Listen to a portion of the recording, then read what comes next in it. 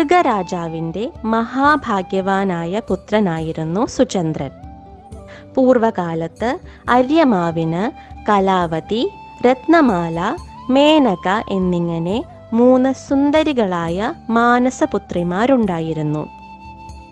കലാവതിയെ സുചന്ദ്രനും, വിദേഹ രാജാവിന് രത്നമാലയെയും ഹിമവാനുവിന് മേനകയെയും വിവാഹം ചെയ്തു കൊടുത്തു. സീത രത്നമാലയുടെ മകളായും പാർവതി മേനകയുടെ മകളായും ജനിച്ചു. സുചന്ദ്രൻ കലാവതിയുമായി ഗോമതി നദിയുടെ തീരത്തുള്ള വനത്തിൽ 12 വർഷം ബ്രഹ്മാവിനെ തപസ് ചെയ്തു. ബ്രഹ്മാവ് പ്രത്യക്ഷപ്പെട്ട ശേഷം സുചന്ദ്രൻ മോക്ഷപ്രാപ്തിക്കായുള്ള വരമാണ് ചോദിച്ചത്. എന്നാൽ ഭർത്താവ് മോക്ഷം പ്രാപിച്ചാൽ തൻ്റെ ഗതി എന്താകുമെന്ന് ചോദിച്ചപ്പോൾ ബ്രഹ്മാവ്